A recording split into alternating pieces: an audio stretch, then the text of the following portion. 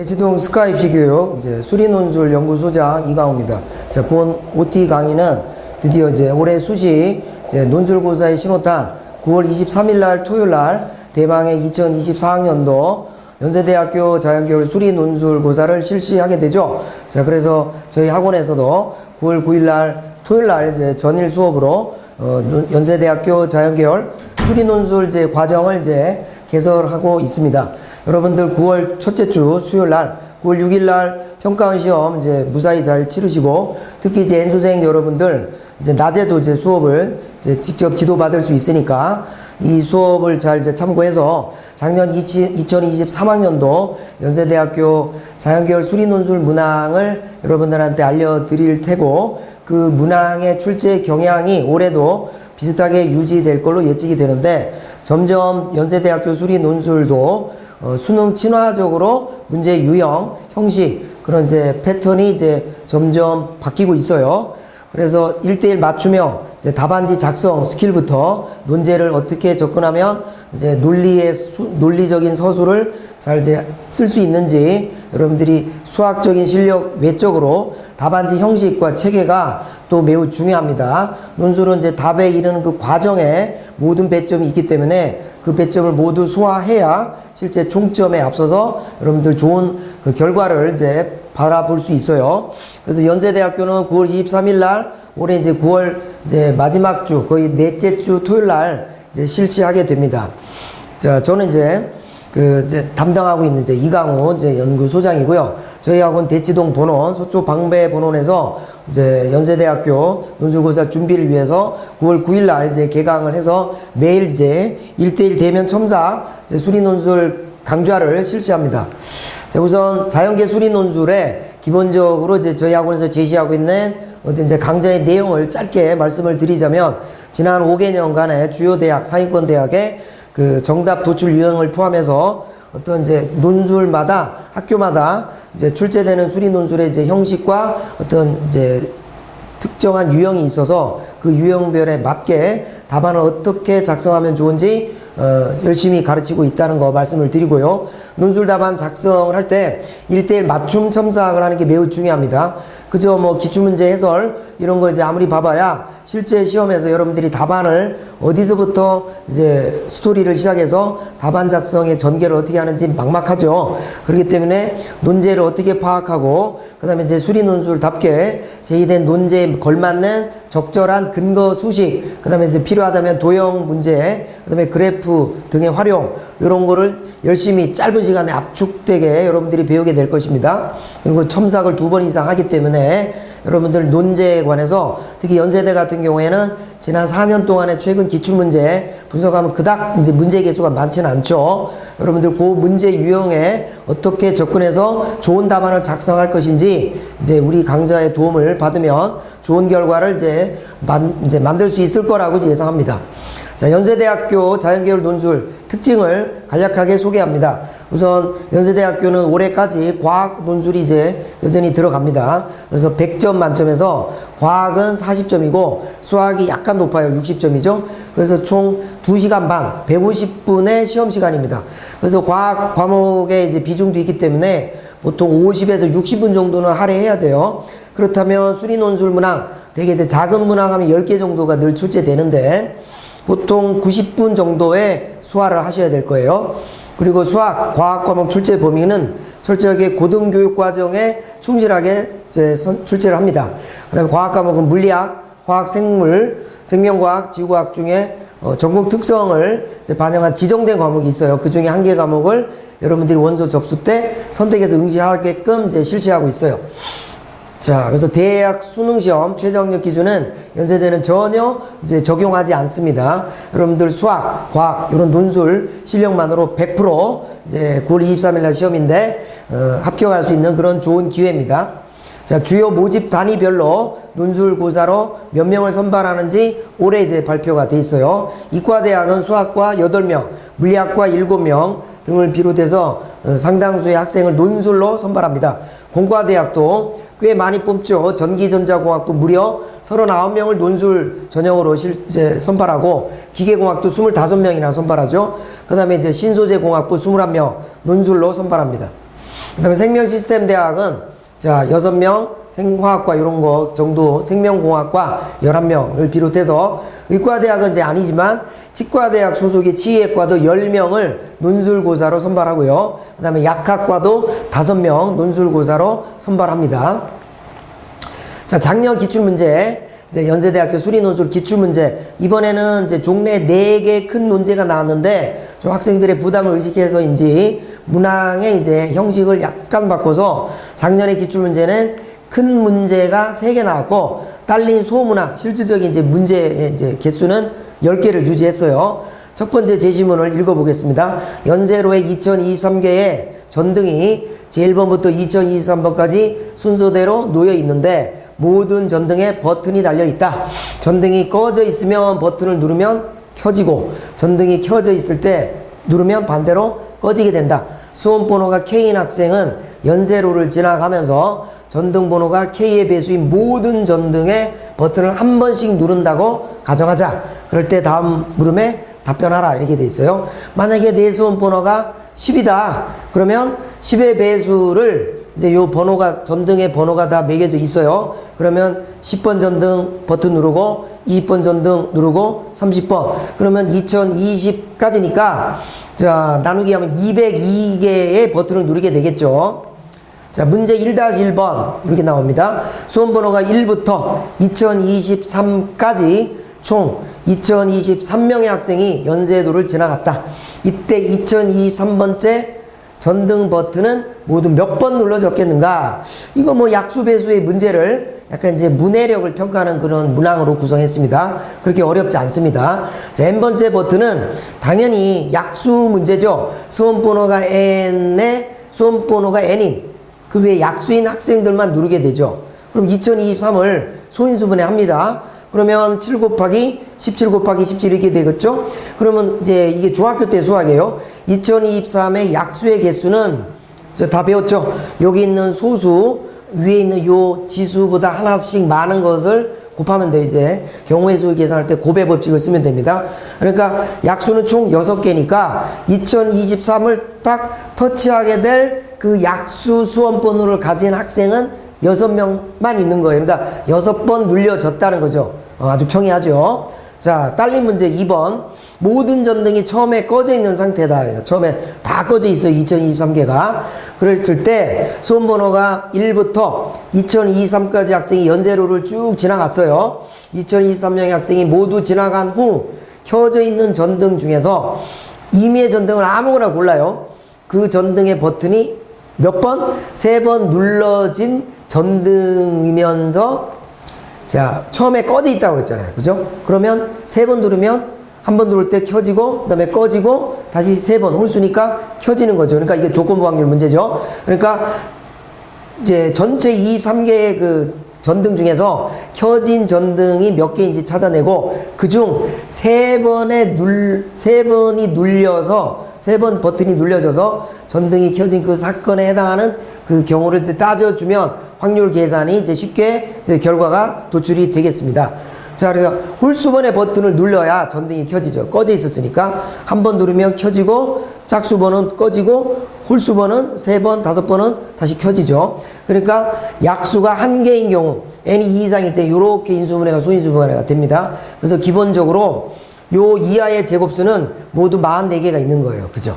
그래서 n번째 전등의 버튼이 3번 눌러지려면 n의 약수가 3개여야 되는데 이는 p의 제곱수가 되는 거죠. 그러니까 소수. 그러니까 소인수분해를 했을 때 어떤 자연수를 이제 소수의 종류가 하나이고 그것이 제곱수이면 2 더하기 1 그래서 3이 되니까 44 이하의 소수는 요거밖에 없어요. 그래서 모두 14개다. 그러니까 전체 표본 공간, 축소된 표본 공간에 해당하는 요 경우는 44개가 되게 홀수번 눌러진 게, 그 중에서 요 조건에 해당하는 3번이라는 홀수번이 눌려졌는 경우는 14개예요. 그러니까 44분의 14 이렇게 계산하면 요 조건부 확률 계산으로 22분의 7 이렇게 되겠습니다. 물론 명시적으로 뭐 조건부 확률이라는 개념을 쓸 필요는 없어요. 처음에 홀수가 되는 경우가 모두 몇 개인지 요거를 생각하는 거 중요합니다. 그러니까 이런 기초, 수학의 기초를 꼭 한 문제 냅니다. 재작년에는 수열 또는 이제 조합 수학 파트에서 연계해서 냈고 매우 난이도가 높았죠. 그걸 의식해서인지 작년은 이제 아주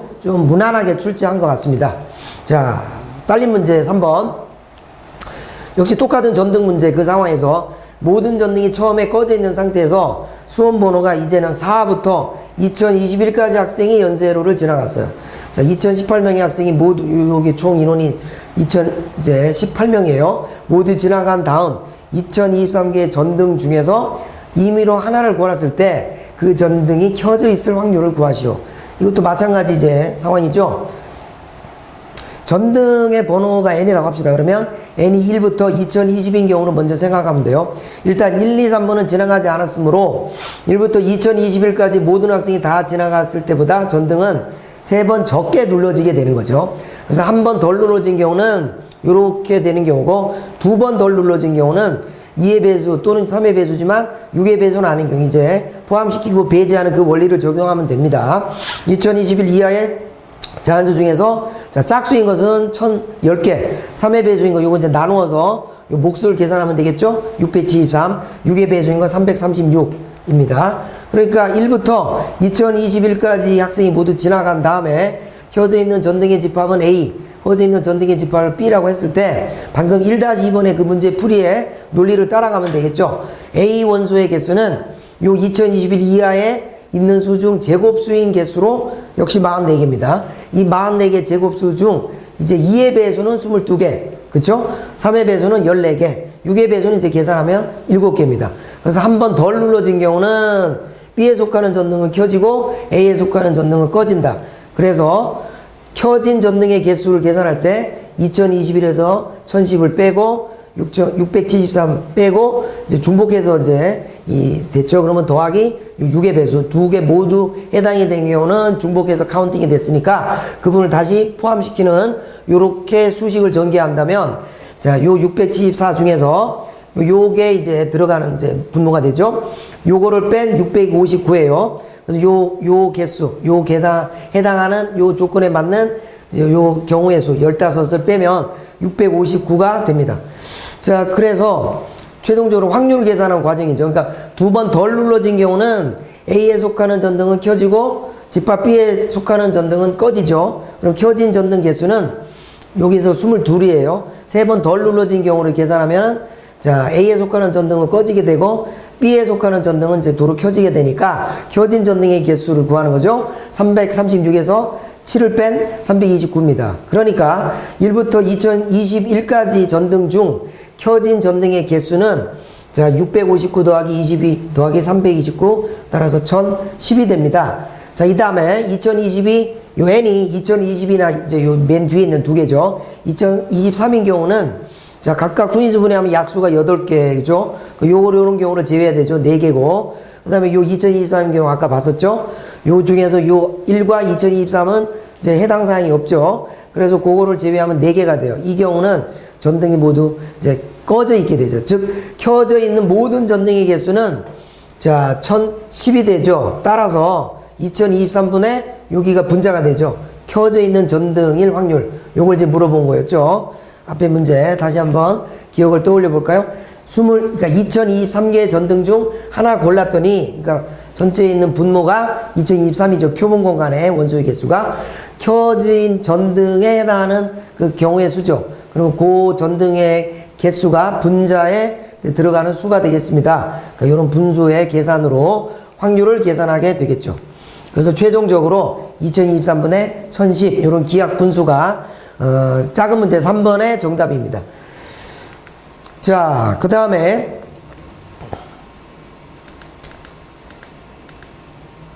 요 문제가 이제 마지막 문제죠. 네. 1-3번 됐고, 자, 재심은 2 이제 큰 문제 두 번째입니다.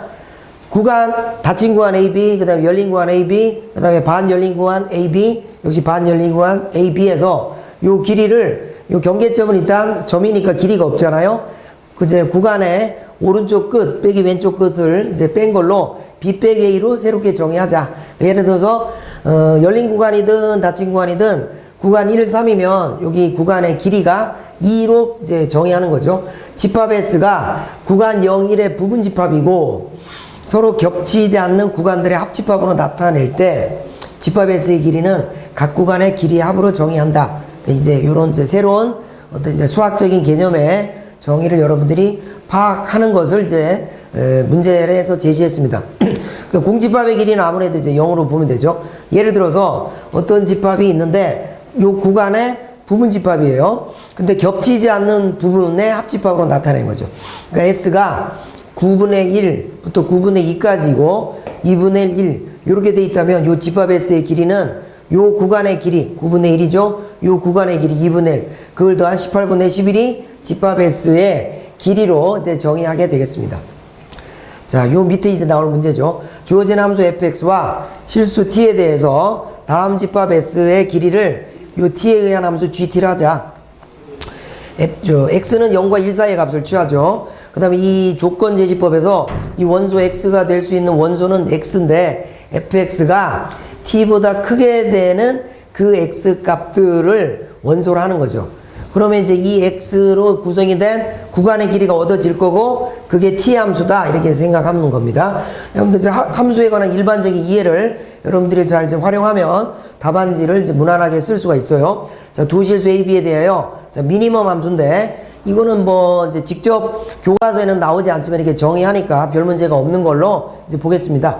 자, 두 개의 요 값 중에 두 식의 값 중에 작지 않은 값을 요 택하는 요 규칙입니다.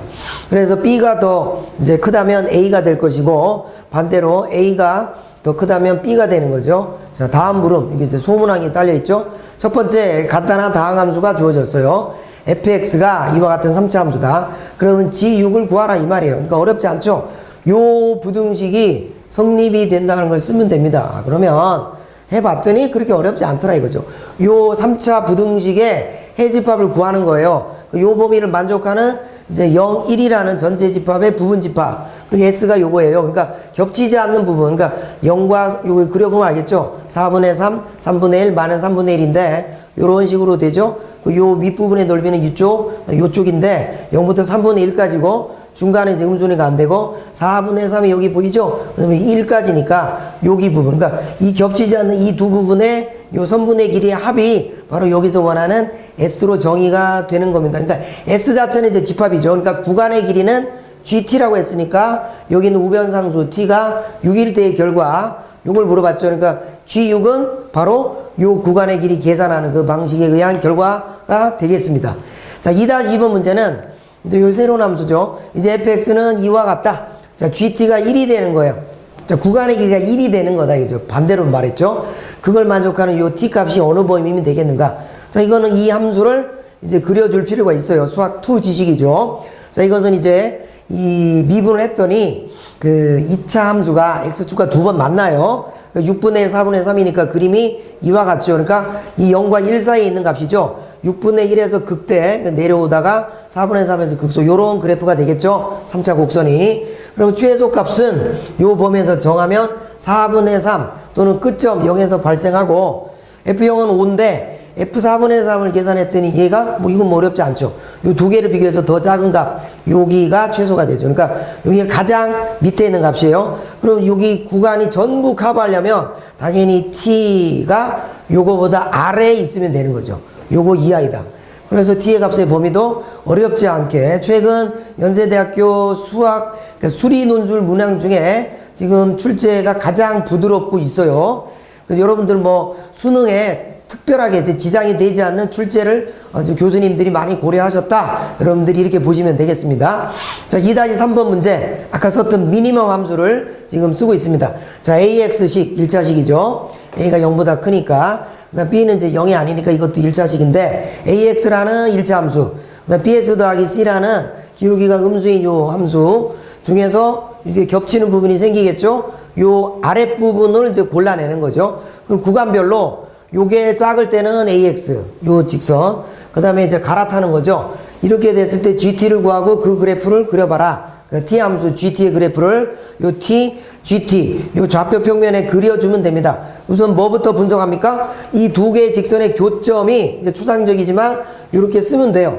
그럼 이거는 fx가 이제 그림이 이렇게 a가 양수니까 원점을 지나죠. 여기는 b가 음수니까 이렇게 될 거죠. 그럼 요 교점에서 당연히 여기하고 여기니까 이쪽은 밑에 있는 부분 이제 각 구간에서 직선이니까 단순하죠. 두 종류의 직선밖에 없어요. 요 미니멈 값들을 취하면 두 개의 그 종류가 나옵니다. 그러면 요 뾰족점, 요 꼭대기, 여기가 요 그려진 함수 fx의 최대값을 가지는 꼭지점의 좌표예요. 그럼 꼭지점 x 좌표가 요 점의 좌표가 전체 구간이 0, 1이니까 0보다 작다. 이쪽이 있으면 그냥 여기서 지속적으로 내려오지 않습니까? 그 다음 1 이상일 때는 이렇게 될 거고, 그 다음에 구간, 열린 구간 0, 1에 속하게 될 때는 요 C가 요 부분이 0보다는 크고 여기 있는 요거보다 작은 경우로 나눠서 생각하자. 여기 세 번째가 좀 복잡한데, 자, 이 세 번째 경우는 0의 이제 양쪽 끝점 F0, F1의 대수에 따라 이 부분이 0 이상일 때 반대로 이 부분이 음수일 때 여기 또 나눠서 생각한다. 그러니까 전체적으로 앞에 각각 두 개, 요 세 번째 큰 경우에 이제 구간이 이제 또 두 가지로 되니까 모두 구별되는 거는 네 가지 카테고리가 있어요. 그래서 각각 분석합니다. 우선 요 C가, 요 C의 의미가 뭐죠? 여기 있는 저 상수항이에요. C가 0보다 작거나 같을 때, 그럼 그림이 어떻게 돼요? 요 범위 안에 있게 되면은 1이 되는 거예요, GT가. 그쵸? 그냥 1이 되는 거죠. 그 다음에 요 범위 할 때는 여기에 이제 구간의 길이가 요 값이 되는 거죠. 요 값이 뭡니까? 그쵸? 구간 길이에요. 그래서 여기는 T가 요 C보다, 그럼 이제 구간의 길이가 0이죠. 그러니까 그래프가 여기 이제 약간 이제 좀 흐릿하죠? 여기보다 작은 T의 값에서는 1이고, 그 다음에 여기는 B분의 1인데, 지금 B가 이 문제에서는 이제 음수예요, 음수. 그러니까 B분의 1이 음수 이렇게 내려오다가 여기 어떤 지점, 요 C라는 상수보다 T의 값이 더 큰 값을 취할 때는 자, 함수 값이 GT가 0이 됩니다. 이 그림을 이제 도출하면 됩니다. 자, 두 번째. C가 A 빼기 B 이상인 그 상황, 이제 이 경우로 크게 나누는 거예요. 그러면 요 전체 구간, 전체 집합이죠. 구간 0, 1에서 함수 fx는 그냥 단순하게 AX만 되는 거죠. 그럼 GT를 이제 이제 문제에서 제시된 정의에 따라서 그 길이를 이제 구하면 됩니다. T가 0 이하라면 이제 다 해당이 되니까 1이고, T가 0과 A 사이 있어요. 그러면 요 1에서 요 부분에 해당하는 것을 빼낸 요 값이 GT의 값이에요. 그러니까 이것을 1차 함수라고 보면 되는 거예요. 그러니까 기울기가 A가 아까 양수였죠? 그럼 마이너스 A분의 1 음수니까 이렇게 감소하는 이제 기울기가 음인 요 이제 직선 부분. 그 다음에 역시 비슷한 구조로 T가 요 특정 상수인데 A보다 큰 쪽일 때는 이렇게 0이 됩니다. 자, 이 두 번째 상황이고, 자, 세 번째. 좀 복잡한데, C가 A 빼기 B와 0 사이에 있다. 이걸 다시 풀었으면, 두 번째는 B 더하기 C가, 자, C는 요 범위고 B 더하기 C가 0 이상일 때. 자, 이것을 전체적으로 C에 대해서 정리하면 됩니다. 요 파라미터죠. C가 마이너스 B 이상이지만 A 빼기 B보다는 작은 경우에는 함수가 이렇게 될 거예요. 요 범위에서는 얘가 미니멈. 그 다음에 여기 오른쪽 후반부에서는 이쪽이 더 작고, 그럼 이제 여기에 맞게 GT를 이제 정리하면 돼요. T가 0이 할 때는 이제 구간 전체가 다 되죠. 그러니까 요거 다 위에 있으니까 1이고, 요 범위 안에 있다면 요 경계점이죠. 그럼 여기가 1에서 요 부분은 아닌 부분을 빼주면 되고, 요 범위 안에 있으면 요 1차식이 되고, 마찬가지로 T가 요거보다 크거나 같다. 그럼 이제 거기에 해당하는 부분이 전혀 없으니까 구간의 길이는 0이 됩니다. 그래서 그래프는 이렇게 네 부분으로 구성이 되는, 그러니까 piecewise function이라고 하죠. 이제 구간별 함수. 여기에 굴절 함수가, 굴절 직선이 돼요. 그 다음에 마지막 네 번째인데, 방금 전에 봤던 요 상황이면서 요것도 이제 경우가 달라지니까 B 더하기 C 값이 음수인 경우. 자, C에 대해서 정리하면 아까하고 반대죠. C가 마이너스 B 이상이 아니라, 자, 마이너스 B보다도 작다. 여기 B가 음수니까 마이너스 B는 도로 양수죠. 요 0이지만 요 양수보다는 작을 때. 아까는 요 양수 이상일 때, 물론 요거보다는 작을 때. 근데 요 때는, 자, 이 범위와 이 범위 두 가지 중에 하나예요. 왜냐면 어차피 직선이 두 가지 종류밖에 없으니까. 그러니까 교차하는 점을 이제 계산한 거 아닙니까? 요거보다 왼쪽일 때 얘가 더 작고, 요 구간일 때 얘가 더 작고. 그러니까 fx를 이제 요 구간에서 찾는 거예요. 그러면 t가 b 더하기 c가 되죠. 여기, 요 사이에 있을 때. 그러면 얘가 이제 다 되니까 1이 되죠. 그 다음에 요거보다 크지만 t라는 값이 0보다 작거나 같을 때, 요 부분에서는 요 계산하면 이렇게 되죠. 그 다음에 0보다는 크지만 요 양수보다는 크지 않을 때, 요거보다 작거나 같을 때는 자, 구간의 길이에 해당하는 요 함수 GT가 요런 1차 함수가 됩니다. 그다음 마지막 이쪽 부분은 전혀 해당이 안 되니까 구간의 길이를 나타내는 GT 값은 0이 돼요. 그러니까 요렇게 이제 토막 함수가 되죠. 이제 구간별로. 자, 이렇게 이제 굴절 직선들을 그래프를 4가지를 이제 그려주면 이제 답안 작성이 완성이 됩니다.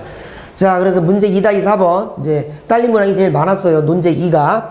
자, 이제 새로운 함수 얘는 이제 2차 함수가 등장했죠.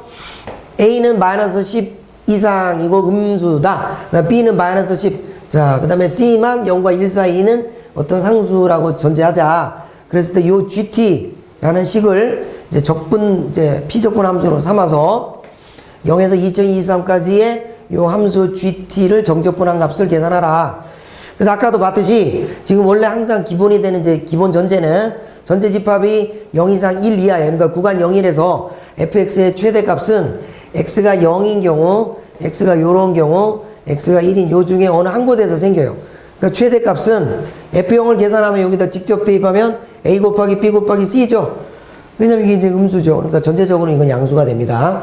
그 다음에 요 부분은 f2 요걸 계산하면 돼요. 왜냐면 여기가 2차식인데 요런 그림인데 요 내용이 이제 a가 아까 이제 처음에 썼던 식에서 음수니까 이렇게 돼서 접어주면 요런 상황이죠. 그럼 요 중간이 이제 극대값이 돼요. 그래서 요 값을 계산하면 됩니다. 요 BC의 중점에서. 최종적인 결과 이거고, 그 다음에 이제 구간의 끝점, F1의 값. 근데 여기의 값을 요 상황에 따라서 어떤 경우에 될 수 있는지 확인부터 해줘야 돼요. 그러니까 최대값은 F0은 요거는 요거고, F는 요거보다 클 수는 없다는 거죠. 그래서 조건은 요 조건에서는 최대값은 항상 아무리 해도 늘 2023보다는 무조건 작게 돼요. 그쵸? 여기 이제 값이.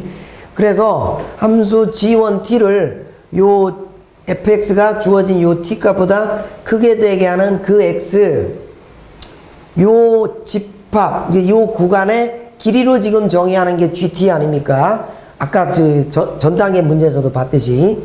자, 그렇다면 G2T는 자, fx가 요 주어진 요 t보다 크게 되게 하는 x의 범위, 이제 c와 1 사이에 있는 요 집합의 길이로 정의한다면 바로 두 개의 조각으로 요 조각 함수죠. 요 구간별로. 그러니까 c보다 작거나 같을 때는 g1t, 그 다음에 요거보다 클 때는 요 g2t, 요 두 개의 길이를 더한 게 이제 gt가 되는 거죠. 그렇게 요렇게 정의하면 돼요. 그래서 우선은 첫째, b-c가 0 이하인 경우를 봅시다. 그러면 t가 f0보다 크다 이렇게 한번 정의합시다. 그럼 G1T의 값은 0이죠. 그러니까 여기서부터 2023까지는 얘는 그냥 요 값으로 둘러싸인 도형의 넓이가 돼요. 그래서 0에서 F0까지의 값으로 될 거예요. 요 값이. 그래서 요 G1T는 0에서 2023까지를 계산하면은 자, 요 값이 이제 요 값이 되죠. 그래서 fx 요 그림. 그 다음에 아까 전에 봤던 요 함수죠. 요 fx. 요 일부죠. 그 부분과 x축, 그 다음에 x는 0, x는 c, x 이퀄 0, 요거, 그 다음에 x 이퀄 c, 그 다음에 요걸로 둘러싸인 도형의 넓이가 되죠. 자, 그래서 t가 두 번째, f1보다 만약에 크다. 그런 경우는 gt2의 값은 또 0이죠. 따라서 요 정적분 0에서 2023까지 g2t를 계산하면 됩니다. 그럼 0에서 F1까지를 쭉 계산하면 돼요. 그러니까 나머지는 다 0이 되니까 어차피 적분해봤자 0이죠. 그러니까 F1이라는 요 값까지만 정적분하면 이 정적분의 계산인 거예요.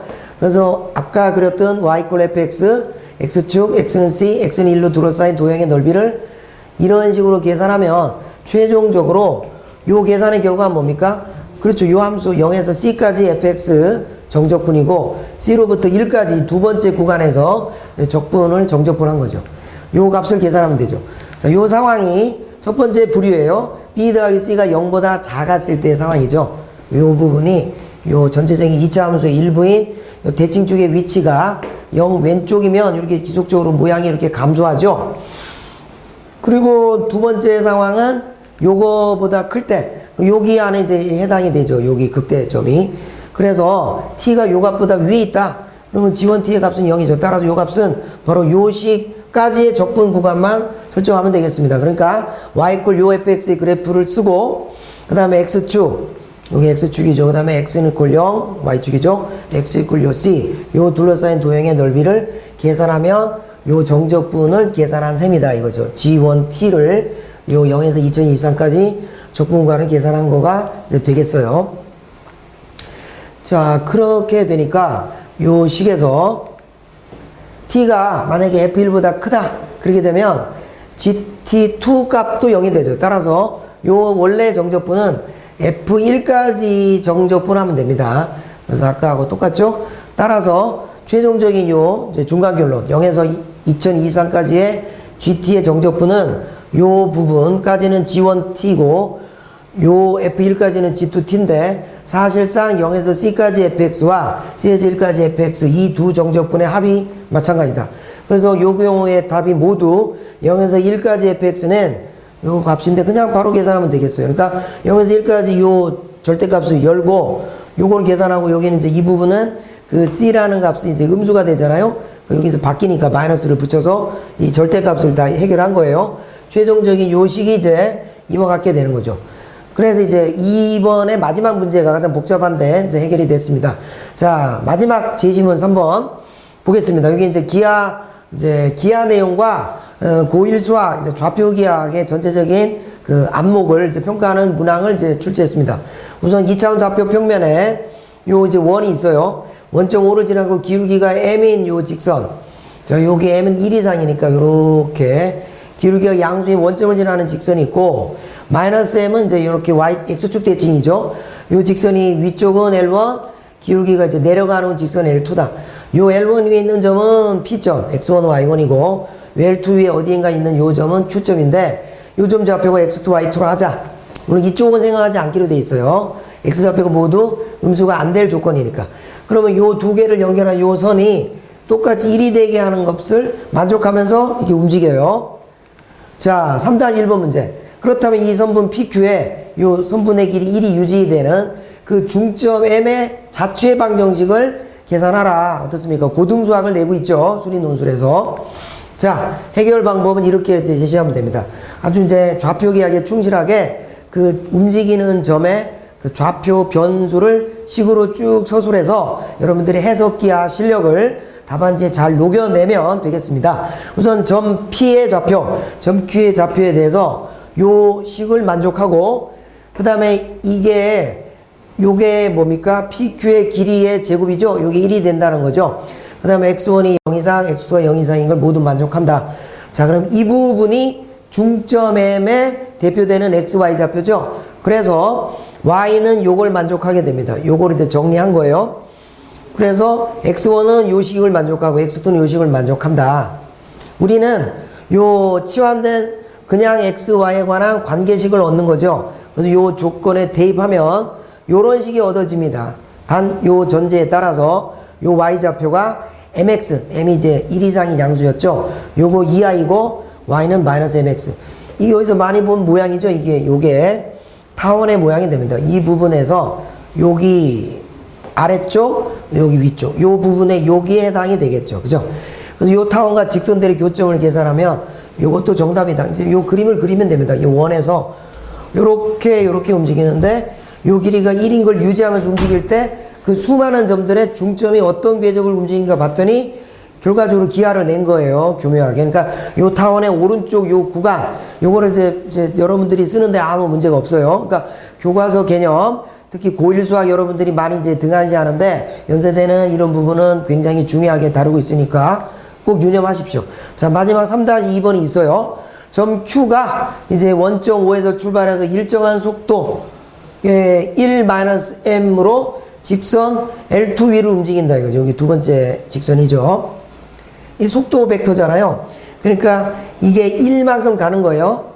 그 다음에 이제 마이너스 m인데 그 마이너스 m의 속도로 계속 이제 내려가고 있어요. 그러니까 오른쪽이면서 아래로 가고 있어요. 그럴 때 OQ의 길이가 2분의 1이 되는 그 순간 요 점 P 이게 벡터죠. P 벡터의 속도 벡터를 구하라 이 말이죠. 자, 간단합니다. 요 Q를 이렇게 설정하면 되죠. 시점, 그러니까 시각 t였을 때 그냥 1은 t 곱하고 여기는 mt죠. 왜냐면 여기가 m이라는 게 어차피 등속도죠. 그럼 OQ의 길이가 2분의 1이 되는 순간에 시점을 계산하면 요애는 어차피 상수니까 t가 요거일 때예요. 그러면 요 점은 ms라고 두면 PQ의 길이가 1이 돼야 되니까 요 식을 넣고 S에 대해서 식을 정리 이와 같습니다. 그래서 근해 공식을 넣어서 요걸 구합니다. 그래서 S가 이렇게 복잡하지만 여러분들 이과 수학에서 충분히 미적분으로 이제 요걸 계산할 수 있어요. 따라서 이때 ds, dt의 값을 이제 계산하는 겁니다. 방금 전에 물어본 게 이 점 P의 속도를 묻는 거니까 Q가 요 P와 Q가 이 길이가 1이 유지되면서 움직이면 요게 연동이 되는 요 P는 어떤 속도가 요 찰나에 요 순간에 어떤 속도를 드러내는가 요걸 계산하는 거죠. 그래서 그 S의 식을 넣고 요 ds, dt, t에 관한 식이잖아요. 시각 t에 관해서 요건 뭐 어렵지 않죠. 그냥 계산하면 됩니다. 요게 요 t가 방금 구한 요 값, 그쵸? 요렇게 되게 하는 요 길이가 2분의 1 되는 그 순간에 요 좌표 표시, 그때 요 시점 t를 대입을 하면 이렇게 됩니다. 그래서 속도가 요걸 대입한 결과가 요 값은 요게 ds, dt예요. 그러면 이제 2부 여기서 전체적으로 요 내용이 여기 얻어지는 거죠. 그죠? 네. 그래서 계산했더니 여기 있는 요 S배를 할 건데 그 ds, dt를 계산해서 여기에 각각 대입하면 돼요. 여기는 요 벡터인데 그러니까 1m 벡터에 이제 S라는 실수배를 했다 이렇게 보시면 됩니다. 문제되는 그 S가 바로 요 값이죠. 요가. 요 복잡해 보이는 요 계산의 결과.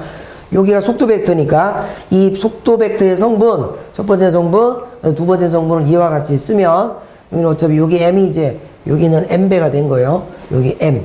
나머지는 다 똑같죠? 이 전체 계산에 m배를 한 거다. 자, 이렇게 해서 첫 번째 문항은 이제 그 확률 문제, 그 다음에 큰 문제 두 번째 문항은 이제 적분을 약간 가미해서 기본적으로 집합을 잘 이해하는지 해석 문제, 세 번째 문제는 늘 냈던 기하 문제 중에 2차 곡선 문제와 고등학교 1학년 수학에서 여러분들이 이제 기본기를 측정하는 좌표 기하, 어떤 자치의 그 방정식을 도출할 수 있는지 아주 사고력을 많이 요구하는, 하지만 계산은 복잡하지 않았던 작년 논제 3개로 소문항 10개 수리논술 문항 이제 요 설명을 해드렸습니다. 자, 마지막 문제는 이제 간단한 계산이에요. 마지막 3-3번은 요 m이 3분의 루트 15고 OQ가 2분의 1일 때 삼각형 POQ에 내접하는 원이 있다.